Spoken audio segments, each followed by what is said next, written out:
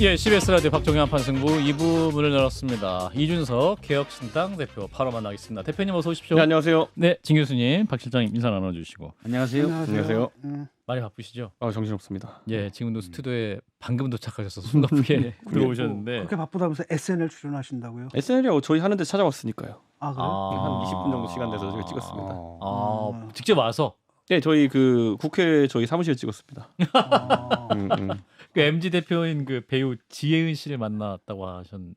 예. 근데 굉장히 외모 평가만 되지만 굉장히 키가 크시고. 네, 그거 깜짝 놀랐습니다. 그 20분 찍으셨는데 어떻게 우리 시청자 입장에서 기대도 됩니까? 재밌습니까? 와, 당황스러운 질문 되게 많죠. 최근에 이제 개혁신당이 힘들어하는 시기다 보니까 네, 힘든데 찌르는 질문들 네. 많았고 옛날에 김종인 위원장 나가셨을 때는 MBTI가 뭡니까? MBTI 뭐야? 그것 때문에 오히려 한 방에 이제 인기 끌기도 했는데 MB라고 제가 한 말들을 어떻게 편집해야 할지 원래 편집의 묘가 있거든요. 알겠습니다. 예. 여기 살짝 스포를 주시죠. 며칠 날합니까 이게 방송이? 이번 주에 난다고 그랬는데. 예. 그래요. 나도 한번 그 주연형 그거 한번 나오라고 했는데 예. 겁나서 못 나간다고. 난 제일 나가세요. 무서운 게 개그맨이야. 사람을 한 큐에 보내고 아니 지혜은 씨도 너무 재밌어서 예, 예. 저도 팬인데 예. 한번 봐야겠다. 꼭 예, 지혜은 씨를 챙겨보겠습니다. 한판승부에 꼭 모셔보도록 하겠습니다. 예. 자, 일단 김종인 전 비대위원장이 이제 공천관리위원장을 수락을 하면서 이제 개혁신당이 뭐랄까 그래도 큰 활력을 얻은 건 사실인 것 같습니다. 예. 자, 합류의 탕분위기 어떻게 보십니까, 대표님? 저도 그렇고 김종인 위원장도 그렇고 예. 사실 큰 당에서 역할하다가 작은 당에서 역할하는 네. 게 어색하긴 하지만은 예. 아무튼 김종인 위원장에 대한 기대가 굉장히 많고 또 김종인 위원장을 보면서 노정객이라고 하면서 이제 또 뭐랄까 지금 젊은 사람 위주의 개혁신당에 대해 가지고 예. 좋은 보완제가 될 것이다라고 생각하는 분도 있고 예. 또 반대로 활력을 좀 다른 방향으로 좀 가져가시는 거 아니냐 이런 생각하는 분도 있고요. 근데 예. 지금까지는 구성원들 다 만족해합니다. 근데 김정일 위원장이 지난 26일에 1차 공천관리위원회 참석하시고 지금 공개석상에서는 좀 모습을 안 보이고 계시는데 네. 지금 어떤 식으로 참여를 하고 오늘 계시나요? 5시에도 회의했습니다. 지금. 그래요? 지금 하고 계실 겁니다. 그래요? 그렇군요. 네. 이제 공천관리위원장이신데 예. 그럼 이제 모든 공천 총괄 업무를 관리하고 또 그렇죠. 공약 사항 같은 것도 같이 정하시는 건가요? 아니면 예, 그래서 그런 것도 본인이 계속해서 보시겠다 하셔가지고 예. 지금 진행하고 있습니다. 김종인 위원장님이 이 자리에 나오셔서 했던 말이 전권을 줘도 내가 안 갈 건데 뭐 공관위원장 왜 가? 그래서 얘기하셨거든요. 약간 성대모사 좀 안 비슷해서 죄송합니다. 내 이름이 거론되는 게 불쾌 이렇게 말씀하셨는데 전권을 주셨습니까? 뭐 공관위원장은 어느 당이나 정권을 가진 걸로 우선은 발표가 되죠. 다만 이제 이재명 대표 같은 경우에는 전권을 줘놓고 그 위에 또 다른 전전권을 갖고 계신 걸로 보입니다.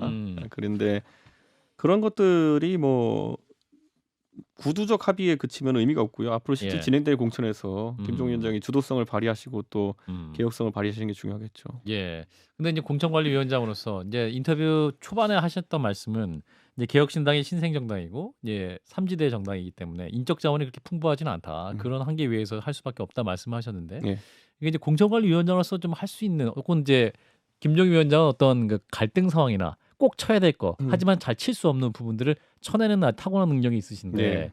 우리 이제 개혁신당 같은 경우는 그런 부분은 좀 되게 좀 적은 상태 아닙니까? 예, 그렇죠. 그러니까 어떤 능력이 김종인 매직으로 발휘될 수 있을까요? 우선 김종인 위원장의 김종인 매직이라고 하는 말이 붙는 거는 예. 김종인 위원장이 합류하시는 세력이 잘 되는 확률이 높다. 이 첫 번째 심리적인 효과가 크고요. 예. 두 번째로는 김종인 위원장이 이런 게 있습니다. 그 미시적으로 선거를 보시느냐 하면 그렇진 않아요.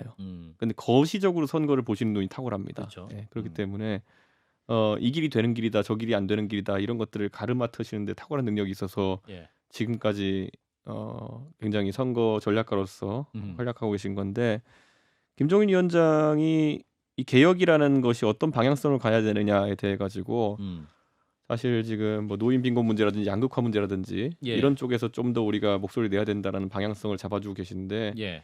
저는 사실 옳은 방향이 건전한 방향이라 생각하는데 사실 지난 한 주는 저희한테 최악이었던 게 이재명 대표가 저렇게 안 좋은 방향으로 활약할지 몰랐습니다. 뉴스를 다 그래서 민주당이 가져갔다. 뉴스의 블랙홀이 돼버렸다. 도저히 일면을 장애가- 뺏어올 수가 없는 예. 그런 이재명 대표의 존재감 그리고 뭐 그냥 사진으로 봐도 상황이 이해되는 것들 있잖아요. 예. 예를 들어 뭐 헬스장 러닝머신 앞에서 예. 그 뉴스 안정석 화면에 뉴스 화면을 실장이. 보시면서 그 찍은 임종석 것도 전 참 실장이- 묘하더라고요. 이걸 누가 찍어가지고 이렇게 돌렸는지 모르겠지만은 예, 그러니까요. 그 외에 뭐 0점 받은 의원도 있다 뭐 이런 거라든지 예.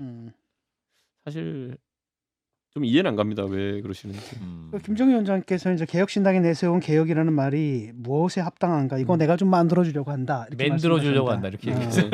맹글겠죠. 아, 맹글. 예. 그러니까 구체적으로 이제 사실 지금 개혁신당이 사실 그 정체성 문제가 좀 있지 않습니까? 좀 아직은 좀 분명하지 않은 어떤 당인지 왜냐하면 여러 세력이 하나가 됐기 때문에 그런 부분에서 지금 따로 뭐 이분이 뭐 그리시는 그림이 있는지 지향점에 대한 부분이겠죠. 정체성에 대한 부분은 저희가 결국엔 최대 공약수로 다 이제 모인 상태라고 좀 보고요. 예. 여기서 이제 지향점이 그럼 개혁이라는 것이 무엇이냐, 결국 사회개혁과 정치개혁에 있어서 어떤 지향점을 보여주냐가 남아 있는 상태다 이렇게 봅니다. 그래서 예. 김종인 위원장이 그런 부분 관심 갖고 계신 것 같아요. 이 김종인 위원장께서도 가장 큰 관심은 우리 대표님의 원내 진입인 것 같아요. 아, 예. 걱정 굉장히 많이 하시지 않습니까? 정치권에서 예. 가장 큰 걱정은 이준석 대표의 이번 회기에 원내 진입해야 된다는 생각 가장 많이 갖고 계신 분인 것 같은데 예, 예. 대표님의 이제 출마 지역이 과연 어디가 될 것이냐, 혹은 비례대표 혹시 될 수 있을 것이냐 여러 가지 얘기가 있는데 지금 혹시 정하셨습니까? 김종인 위원장보다 더 걱정하는 사람은 저겠죠. 그렇게 예. 근데 예. 사실 이런 게 있습니다. 지금 예. 제 성격상 원래 지역구는 120일 전에 정해가지고 뭐 노원병 선거하면서 항상 그렇게 그렇죠. 해왔고 네. 지금 제 마음도 조급하고 한데 아, 그러시군요. 당이라는 게 신당이라는 것이 항상 인력이나 아니면 구조적으로 부족한 부분이 있기 때문에 제가 우리 당사가 여기 바로 옆에 당산동이거든요. 아하. 당산동 당사에 거의 한 새벽 2시까지 당무 보고 지금 요즘 나오는 일이 반복되고 있거든요. 그래서 지금 지역구 선거에 올인을 하지 못하는 상황이 돼버리고 있다. 그래서 최근에 무슨 뭐 제가 뭐 지역구 돌아다니면서 지역구 쇼핑하냐 이런 분도 있는데 그게 예. 아니라 마음속에는 한 두세 가지로 정리가 되어 있는데 두세 가지로. 예. 근데 그 부분에 대해 가지고 전략의 궤가 완전 다릅니다. 음. 전략적 방향의 궤가. 그러니까 두세 개의 선택지를 모두 선택했을 때 다 그렇죠. 모든 전략이 다를 수밖에 예를 없다. 들어 TK나 수도권이냐 이거 큰 줄기에서 그렇죠. 갈려서 TK로 했을 때는 저 개인적으로는 많은 의미를 부여하고 또 주목은 받을 겁니다. 하지만 TK에서 제가 선거에 몰입하게 되면은 서로 못 오죠. 당의 이슈들에 대해서 적극적으로 대처하지 못하는 문제가 생기는 거거든요. 네. 자, 그럼 수도권만 하더라도 경기도권이냐 서울이냐 이런 거에 따라 가지고 뭐 서울이면은 당무를 같이 볼 수 있지만 경기도권은 또 출퇴근이 쉽지 않거든요. 쉽지 않죠. 그러니까 네. 그런 거에 따라 가지고 다만 우리 주요 출마자들이 경기 남부에 몰려 있기 때문에 예. 거기 출마할 것이냐 아하. 이런 얘기도 많이 나오고 예. 제가 혼자 선택하라 그랬으면 벌써 선택했을 겁니다. 근데 당 대표의 역할이다 보니까 그 다른 한편으로는 사실은 뭐 그런 것도 가능하지 않겠습니까? 그러니까 전체적으로 뭐 선거를 뭐 지휘하면서 비례대표의 약간 후순위라든지 뭐 마지노선으로 후순위라든지 뭐 이런 식으로 해가지고 왜냐하면 이번에 사실은 그 원내 지금 입성을 하셔야 되지 않습니까? 근데 지금 저희가 비례대표 앞순번과 뒷순번이 큰 의미가 없는 게 앞뒤가 똑같은 번호 같은 느낌이 돼버려가지고 그런데 그거는 제 개인적으로 봤을 때 저희가 사실 그거는 굉장히 민감한 부분인데 예. 제 입장에서는 아하. 그래도 저와 함께 이 당을 하기로 한 현역 의원들이나 이런 분들 지금 다 격전지에 싸우고 있는데 저만 비례로 빠진다는 것이 쉬운 선택이 아닙니다. 첫째 그래서 제가 이제 지역구 나가겠다는 얘기했던 것이고 예. 두 번째로는 결국에는 가운데 중앙에 들어앉아서 비례를 한다 하더라도 제가 이슈거리 계속 만들어내야 되거든요. 그렇죠. 그게 제가 공중전. 지역구 출마해서 만드는 게 낫겠냐 아니면은 비례로 출마해서 제가 뉴스를 만들어내는 게 낫겠냐. 예를 들어 비례 출마했을 때는 제가 중앙에서 뭐 흔히 하는 것들 양당 비판하기라든지 아니면 정책적 아젠다라든지 이런 것들이 주가 되는 것인데 이게 과연 그러면 득표율이나 이런 거에 관계가 있는 행동이냐. 아하. 제가 예를 들어 비례를 한다 그러면 의미 있게 득표율을 상승시키는 활동을 해야 되는 건데 그게 뭔지에 대해서 아직까지 많은 구성원들이 딱 요거다라 짚어내지 못한 거죠. 그러면 대표님께서 이제 어디로 출마하실지 그다음에 또 한 분 또 있지 않습니까? 천하람 네. 우리 뭐 또 인재 이런 분들이 있는데 그 어디로 출마할지 그 결정을 어느 단위에서 하는지 궁금합니다. 그러니까 김정인 위원장님한테 이렇게 다 맡긴 건지 아니면 다 모여서 같이 토론하는 건지. 저희가 고민 많이 나눕니다. 그리고 전략 단위도 있습니다. 예. 그렇기 때문에 전략 단위에서 고민 많이 하고 예. 천하람 위원장은 큰 틀에서 간단하죠. 그러니까 결국에는 전략지 출마냐 아니면은 순천이냐 이건데 예. 그거는 저희가 확정되면 말씀드리겠지만 천하람 위원장은 현재 순천에서 활동하고 있습니다. 지금. 네, 그러면서 전략지 출마는 굉장히 이제 특수한 상황에서 당의 요청이지 예. 지금은 순천을 기본으로 하고 있고 오늘 순천 청구가 확정됐기 때문에 예. 조만간 판단할 거로 보입니다. 화성시도 갑을병에서 이제 갑을병정으로 늘었습니다. 네. 그래서 이제 대표님이 만약에 이제 이 지역이 늘 경우에 또 출마도 검토할 수 있다는 보도가 있었는데 그럼 화성시 출마의 확률이 좀 더 높아진 걸까요?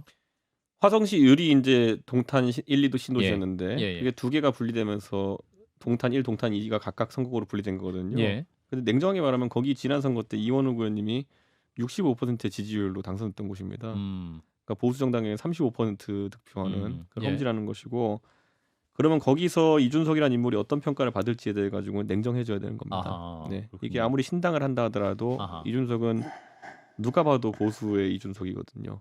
네. 그런 측면에서 굉장한 전략적 판단들이 필요합니다. 가게 되면 그러면 이원우 의원과 그다음에 이준석 대표가 둘이 이제 분구가 되는 거죠. 나란히 나간다는 말씀이시죠? 만약 지역구에. 동탄으로 가게 되면 그렇게 될 것 같습니다. 근데 이제 당시에 이원우 의원은 민주당 지지층, 맞습니다. 동탄의 특성상 거기 얻은 표기 때문에 보수 보수 색깔이 강한 이준석 대표가 어떤 정도의 포션을 가져갈지가 아직은 그렇죠. 좀 서로 우려스럽다. 그것이 시너지가 날지 이런 것들에 대해 가지고 음. 고민을 하는 거죠. 예. 일단 그러면 앞서도 이제 명확하게 얘기는 안 하실 것 같은데 왜냐하면 김종인 위원장이 가셨을 때 많은 지지자들이 이준석 대표의 지지자들이 김종인 위원장이 이준석 대표 비례 만들어주려고 갔다. 일단 국회 입성 아껴서 국회 입성시키기 위해서 그런 전망들이 많았거든요. 그건 결코 아닌가요? 그거는 제가 이제 냉정하게 계속 얘기하는 게 과거에 JP나 아니면은 뭐 이런 큰 정치인들도 그 전략하다가 좀 안 좋은 결말 난 적이 있습니다. 예, 그 JP 본인이 예. 그 비례대표 1번에 본인을 넣으셨다가 2.9인가요? 8인가 받고 이제 자민련이 해체되는 그런 아. 상황이 왔거든요. 예. 저는 그런 건 굉장히 위험한 전략이라고 생각합니다. 음. 예, 그러니까 결국에는 대중적으로 어떻게 평가가 나올지 모르는 일이고 그래서 음. 그거는 지금까지 한 번도 옵션을 놓고 검토한 적은 없습니다. 예. 그렇군요. 제가 아니라고 하니까 계속 장성철 소장이 그렇게 가야 된다고 해서 이 대표가 장성철 소장한테 그거 아니라고 따끔하게 얘기 좀 그러니까 예를 들어 저희가 지금 당 지지율이 견고한 10% 이상이 나온다. 아하. 그런 상황에서는 뭐 작전상 가능하긴 하죠. 예를 들어서 그러면 10%가 지금 당 지지율 잡히면은 그럼 내가 그러면 한 14%, 12% 정도 되는 지점에 걸치고 내가 그러면 전국 지원해서 되든 안 되든지 간에 아하. 그게 되는 걸 텐데 지금은 예. 그런 상황이 아니다 보니까 판단을 못 하는 거죠. 다들. 그럼 이제 지지율 말씀하셨는데 지금 이제 더 퍼블릭과 파이낸스 투데이 공동 의뢰로 여론조사 공정이 지난 26일에서 27일 휴대전화 100% ALS 방식으로 여론조사를 했었는데 이제 이 개혁신당의 지지율이 5.4%입니다. 자세한 여론조사는 이제 중앙선거여론조사 심의위 홈페이지를 보시면 되는데 뭐랄까요? 좀 이게 이제 어떤 폭발적인 어떤 지지 상승세가 좀 보이지 않는다. 이런 부분을 좀 우려하시는 분도 있습니다. 어떻게 판단하십니까? 저는 뭐 그 부분에 대해서 우선 저희가 더 잘해야 된다 생각하고요. 예, 예. 지금까지 사실 당 차리고 나서 음. 정책이나 이런 걸 얘기하던 분위기에서 사실 갑자기 저희가 뭐 6억을 무슨 뭐 떼먹으려 했다는 듯이 이런 식 아. 공격이 들어오는데 예. 이게 선거 보조금 제도가 워낙 복잡하기 때문에 예. 설명하기 어렵기 때문에 대중에게 풀어내기 어허. 어려운 건 뭐냐면요. 예. 한동훈 위원장이 얼마 전에 언급하면 당비로 갚으면 되지 않느냐 그랬는데 당비는 당원이 낸 거고요. 보조금은 국가에서 주는 겁니다. 그렇기 예. 때문에 완전히 그 돈의 소스가 다르고 당비는 저희 마음대로 써도 되지만은 예. 선거 보조금은 마음대로 쓰면은 저희 잡혀갑니다. 아하. 근데 한동훈 위원장의 논리는 선거 보조금을 반납할 수 없으니까 예. 당비를 저희가 6억을 이렇게 기부하면 되는 거 아니냐 그러는데 그게 말이 안 되는 게 그러면 저희가 우선 당원에게 이거 기부하겠다고 6억을 걷어야 됩니다. 예. 그런 일이 우선 단기간에 발생하기 어렵고 예. 당비는 자유롭게 쓸 수 있는 돈이지만 선거 보조금은 칸막이가 나눠진 돈입니다. 예를 들어 용도. 30%는 정책 개발에 써야 되고 뭐 5% 10%는 여성 발전 기금에 써야 되고 뭐 이렇게 돼 있거든요. 예. 그러다 보니까 완전 성격이 다른 돈인데 음흠. 그걸 지금 이제 썩는 거고요. 저희는 그래서 오히려 저희가 이 정당 보조금은 동결해서 쓰지 않겠다. 그리고 나중에 법을 만들어 가지고 반납하면 된다. 예. 그거 한동훈 위원장이 주장했기 때문에 나중에 국민의힘은 이 법안 발의하면 동의해 줘야 됩니다. 왜냐면 저희가 반납하겠다는데. 예. 근데 그 다른 걸 엮어서 이제 정치적 공격을 계속 하는 거 보니까 좀 뭘까요? 좀 한동훈 위원장 입장에서는 개혁신당에 대해서 계속 부정적인 이미지 씌우려고 하는 거겠지만은 예. 너무 반복적으로 한다 이런 생각이 듭니다. 아하. 좀 작아 보이죠. 좀 작아 보이죠. 사실 저의 개인적 생각은 굳이 대응하지 않아도 되는 거 아닌가. 저희 대응 안 하고 있습니다 이제. 예. 대응하실 때마다 또 기사가 또 크게 나서 근데 이제 최근에 또 뭐 장해찬 전 청년 최고위원 그 뭐 김근식 전 비전전략실장 그 동안에 이제 그 서로 설전도 벌이고 했던데 이분들은 다 공천을 받으셨어요? 네. 어떻게 생각하십니까? 뭐 저는 뭐 그분들이 경선에서 이긴 거는 뭐 실력이다 이렇게 생각하고요. 예. 지금까지 보면은 음. 결국 윤석열 정부에서 인사나 아니면 여러 가지에 대해 가지고 굉장히 일방적이었잖아요. 예. 근데 지금 결국은 총선이라는 곳에서 성적표를 받아들이는 데 있어서 지면 안 되겠다는 생각이 지배할 정도 두려웠던 것 같습니다. 아하. 그렇기 때문에 실제 어느 당이든지 간에 시스템 공천을 얘기하면서 사실 경선 안 시켜주는 경우가 많거든요. 예. 근데 이번에는 어느 정도의 감점을 가지고 이제 사실 그거를 한다고 하는 건데 뭐 그거는 원인이 어떻게 됐던 간에 잘한 건 잘했다고 해야 되는 겁니다. 그거는. 아하. 그렇군요. 근데 국민의힘의 현역 불패 기조도 좀 뚜렷하고 어떤 의미에서 그게 무음 공천이다. 좀 잡음이 민주당에 비해서는 좀 작은 편 아닙니까? 제가 당대표 할 때도 제가 혁신위 하다가 이제 사실 예. 용산에서 굉장히 심한 소리 들었던 게 예. 왜 상향식 공천제를 하려고 하느냐 이거였거든요. 아. 근데 상향식 공천제를 하면 이렇게 나오죠. 상향식 공천제 하면 내리꽂는 게 힘들어지고 예. 대신 현역의 재진출률이 높아지니까 어느 제도가 좋다고 말할 수는 없겠지만은 예. 제가 하려던 게 이건데 이거 하려다가 제가 잘렸습니다. 그러니까 이게 되게 모순적인 상황인 거예요. 그때는 이게 싫었고 지금은 살기 위해서 이걸 하는 거죠. 사실은 이준석 대표가 윤석열 대통령과 어떤 대척점이 있으면서 거기에서 어떤 대항마 나중에 차기 권력으로서 그런 것까지도 얘기가 됐었는데 지금은 한동훈 비대위원장이 윤석열 대통령에게 반기를 들면서 그 자리를 좀 뺏어갔다. 이런 분석들이 있거든요. 어떻게 보십니까? 그건 예견된 행보 아닐까요? 근데 과연 이제 공천이나 이런 게 다 끝나고 선거에 예. 진입하면은 예를 들어 국민들이 평가를 할 겁니다.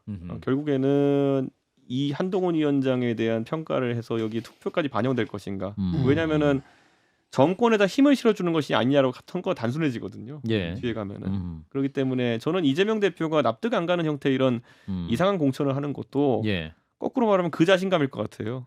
나중에 가면 어차피 선거는 정권 심판이냐 심판으로 아니면은 정권 뭐랄까요? 뭐 지원이냐, 정부 지원이냐 이렇게 갈릴 것이다. 아하. 그리고 정권 심판에 대한 여론이 아직 높다. 아. 그러니까 한동훈 위원장이 정권 심판의 도구가 될 수 있다는 생각까지는 안 하거든요. 지금 차별화를 했다고는 하지만은 정권 심판을 한동훈 위원장으로 실현할 수 있을까에 대한 부분은 아닐 거라고 보는 여론이 있기 때문에 예. 그걸 이재명 대표는 노리고 이렇게 막무가내 공천을 했다 보는데 예. 저는 사실 선을 넘었다 봅니다. 이재명 대표가. 아, 선을 넘었다. 그러면 그래서 지금 일각에서 민주당이 지금 과반은커녕 뭐 100석대를 기록할 것이다 이런 전망까지 나오는데 그 정도까지는 아니다. 혹은 대표님 어떻게 판단하십니까? 저는 이제 민주당에 있는 의원님들이 이제 소위 비명계라고 하는 의원님들이 예. 분당을 통해 가지고 뭐 이렇게 한 10명, 20명까지 나오실 수 있다 이런 얘기 들었는데요. 예. 그렇게 해서 나와서 국민의당 모델이 될지 아니면은 민국당 모델이 될지에 대해서는 그거야말로 미지수라고 봅니다. 그거는. 그러니까 저는 국민의당 모델이 되기에는 시기적으로 좀 늦은 것 같긴 하고. 예. 그러니까 이게 참 아이러니인 게 뭐냐면요. 국민의당은 과거에 호남의 의원을 잘랐더니만은 호남은 1대1 구도가 되기 때문에 그 예. 의원들이 살아나서 국민의당이 다수 의석을 가진 거거든요. 예.